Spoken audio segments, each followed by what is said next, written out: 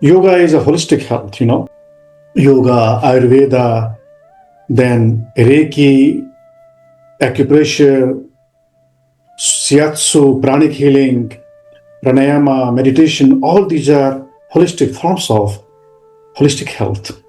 And holistic health is when you become one with the whole. Holistic word is made from whole word, WHOLE.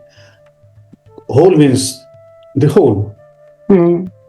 So unless we become whole, we are not called holistic. Or anything which takes us to that holistic health means the universal consciousness, universal life force, that is called, yoga. And when we take the help of sound, that is called Nada Yoga. Nada. Sound in Sanskrit is called Nada. When you take help of the light, that is called Prakash Yoga or Jyoti Yoga. When you take help of Prana, this is called Prana Yoga. Take the help of Tantra. Tantra is all about energies, right? Energies. So when you take help of energies, what kind of energy is spiritual energy? So Tantra works on the energy, prana. And Tantra only has the mentioning about Kundalini and chakras, right? So according to our scriptures, this is believed that this science was taught by Shiva, who is the founder of Tantra, Tantra Yoga, which is also called as Hatha Yoga. So Ha is right and Tha is left. Hatha. Hakara Surya Uchyate. Takara Chandra Uchyate. Surya Chandra Samudhata. Hatha Yoga Samugdhyate.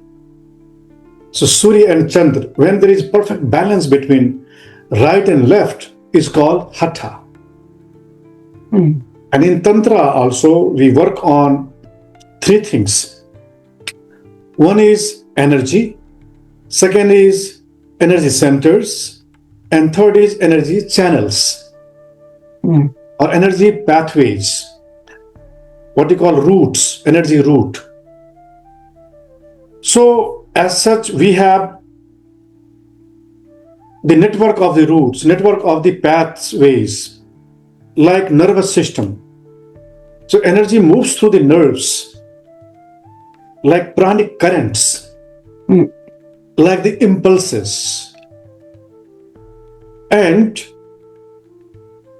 according to medical science, the nervous system has two major types of nerves. One is called central nervous system and other is called peripheral nervous system. And central nervous system consists of brain and the spinal cord. And the spinal cord is connected with the brain at one point. It's called brain stem that is connected with that. And brain stem has three parts, right? Midbrain and pons and medulla oblongata. There are three parts. Medulla oblongata is the top parts and pon is this middle part and the midbrain is the lower part, lowest part of the brainstem. But all these parts of the brainstem is very powerful. Yeah. And we have also limbic system in our brain, limbic system, which is also connected with the Kundalini awakening, Kundalini activation. And the limbic system has three parts. First is called hippocampus, which is the place of the memories, where all the memories are stored since many lifetimes. We have been transmigrating from life to life, and all these memories are stored in the hippocampus. When you access hippocampus, and when you unlock that, then you can see all your past lives. That is part of limbic system. And second part is amygdala, which is connected with emotions. Overactivation of amygdala leads to over-emotional state. And that is connected with heart chakra as well. Heart chakra and sacral chakra. These two chakras are connected with amygdala. Okay. And hippocampus is also connected with heart chakra and sacral chakra. Right? So these two parts. And third is hypothalamus, which relays these things to the brain to comprehend, understand. Which brain? This is called cerebral cortex. Cerebral cortex, frontal brain. And that comprehends, that judges what is right, what is wrong. And the emotional intelligence comes with that cerebral cortex. And millions of years, people did not have cerebral cortex fully developed. Less developed. That is why millions of years, people were emotional driven people. They were fully driven and moved by these three things. What you call limbic system means hippocampus, amygdala, and hypothalamus. Right? So these three things were the main driving force behind all the activities of life. Still, we'll find people who are not developed or whose cerebral cortex is not developed. They live according to this limbic system. Therefore, they are over emotional. They are living always in the memories. They are carrying all the enmities, what you call negative emotions and negative feelings, or all the activities based on emotions. They don't use the rationalities. They don't use their intelligence. So when you activate third eye chakra, then you activate the cerebral cortex, and which is connected with the pituitary gland. And when pituitary gland is active, then the happy hormones are secreted, endorphin hormones, then what you call oxytocin hormone. Oxytocin hormone is connected with the pituitary gland, and pineal gland, which is connected with the crown chakra, which secretes one hormone. This is called serotonin hormone, that takes you into samadhi, universal oneness. And when you activate this gland, when you have quantum of this hormone, what you call serotonin hormone, then you cannot resist yourself. Then you cannot force yourself to be an individual or to live animal life or instinctive life, but intuitive life. There is a big difference between intuition and instincts. Instincts are same, limbic system based.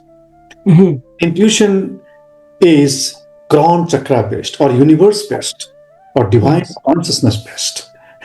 So we will work on the activation of pituitary gland, pineal gland as well. And throat chakra is to manifest whatever you realize, whatever are your guts feeling. You do not hold yourself back. Although you manifest them non-violently, very humbly, not violently, not yelling, not very harshly, but very gently. Why? Because heart chakra is also active. People who have heart chakra active, they are very gentle. They are soft people. They are gentle man, gentle woman. Right? Why? Because of the heart chakra activation. And the solar plexus, what you call Manipur chakra, is connected with your self-esteem or your individuality. But overactivation of solar plexus makes you egoistic, makes you arrogant, makes you egoistic, makes you overconfident. Overactivation of solar plexus. So we have to be very watchful that may no chakra be overactive or underactive. Even the crown chakra also. If your crown chakra will be overactive, then you will not be very practical. You will be pragmatic. You will be always in the heaven. And consequently, people may misunderstand you and people may crucify you, like Jesus was crucified. Like other saints have been tortured by the conventional people, because this is not conventional. This is ultra mundane, beyond world. And this is to be understood by only people whose chakras, crown chakras are active only. So only a yogi can understand a yogi. A spiritual person only can understand a spiritual person, not the worldly people, because there are incompatibilities between worldly and spiritual people, between crown chakra active people and the root chakra or sacral chakra or the solar plexus chakra active people. Mm-hmm. So these chakra people are very vulnerable. They may behave, in imbalanced way. They may behave sometimes very nicely, sometimes very demonic, very devil. Why? Because these chakras have not good energies. These are lower energies. But we have to transmute these chakras. We have to take these chakras to the upper chakra, heart chakra. The moment the energy enters into heart chakra, you cannot be a devil. You cannot be vulnerable. You will be very, of course, emotional, but not, over if it's not overact. So we have to balance. Also balanced. Similarly, throat chakra. If throat chakra is overactive, then you will be too much talkative. You will be too much chirping man or woman, always talking, even while you're eating, while you are supposed to be silent, chattering. Because of some reasons, if your mouth is shut, your mind will start chatting. Why? Because of overactivation of throat chakra. So in this journey, we will work on three things. One, energy itself. Second, energy channels. And the peripheral nervous system are the peripheral energy channels. The central nervous system is inside. The central nervous system is central nervous channel, right? What you call Sushumna. Yeah. Sushumna. So we'll activate Sushumna, we'll unblock it so that the energy will flow freely, flawlessly.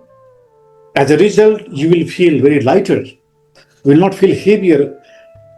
The chakra where your energy is stuck, you feel heaviness in that region, in that area. One more thing, the corresponding organs are affected badly or positively according to the chakra state. If chakra is underactive, then the corresponding organs will not receive the adequate energy. And if chakra is overactive, then the corresponding organs will receive over energy, overstimulation, overexcitement, which is again not healthy state. Yeah. So we have to bring into balance. And in this process, we will begin with the cleaning process, blockages removal. Blockages removal through different practices. First practice is asana. Asana, where you will practice different stretching postures. This is not typical yoga. This is not typical yoga, but simply to unblock the energy channels, nerves, to tone them, to unblock them, to make them supple, to make them flexible is the only goal. Okay? And every asana will practice in combination with other practices. First practice is called breathing, pranayama. And pranayama is deep inhalation, deep exhalation. There are majorly 4 types of pranayama, 4 types of breathings. You will be practicing while doing different asana. You may choose 1 or 2 or 3 or 4, all the 4, but that will depend according to your energy requirement. There are 4 breathing techniques. First is belly breathings. Different types of belly breathings. Kapalbhati. Kapalbhati is one where you engage entirely your belly. Kapalbhati. In Kapalbhati, people misunderstand that we have to inhale passively. No. In pranayama, you inhale actively and you exhale actively. Otherwise, you will have hyperventilation. Hyperventilation is a health disorder where you have, deficiency of oxygen. If you will be just exhaling, and if you will not inhale adequately, then you will have hyperventilation. This is important. This is imperative to inhale completely and exhale forcefully in Kapalbhati. Okay. And second is thoracic breathing, where you engage this area, lungs area. So you engage, expand, contract, to work on the heart chakra. To work on all the three lower chakras, we will breathe entire abdominal breathing. While doing Kapalbhati breathing, you will engage the entire abdomen. So with every inhalation, you will supply the prana energy to all the chakras and corresponding organs with inhalation. With exhalation, you will detoxify all the three chakras and also the corresponding organs. Similarly, when you will breathe second breathing called thoracic breathing, then you will heal and detoxify. So there are two processes. One is called healing, another is called detoxify. Healing happens through inhalation, and detoxification happens through exhalation. Or you can call it oxygenation and carbonization, decarbonization. So with deep inhalation, with deep exhalation, in combination with opening. When you will open, then you will give a space. When you will contract, then you will dispel. Yes. Open, inhale, contract, exhale, open, inhale, exhale, inhale, in everything. So this contraction and expansion, expansion, contraction is the activity. This is called kriya, physical kriya. And second, pranic kriya is deep inhalation, deep exhalation, deep inhalation, deep exhalation, in combination with opening, closing, Clear? And third thing is that you may need breathe also. You may need to practice some bandhas. Yeah. So there are three types of bandhas. One is called root lock. Second is abdominal lock, Uddiyana bandha. Moola bandha, root lock, Uddiyana bandha, abdominal lock, and chin lock. It's called three bandhas. And when you practice three bandhas all together, it's called Mahabandha. So sometimes your body, your energy may need to practice one or two or all of three together. So asana, pranayama, bandha, and mudra. There are four types of mudra. Okay. First mudra is hands mudra. So in some practice, you will practice hands mudra. In some asana also, Yeah. Mudra.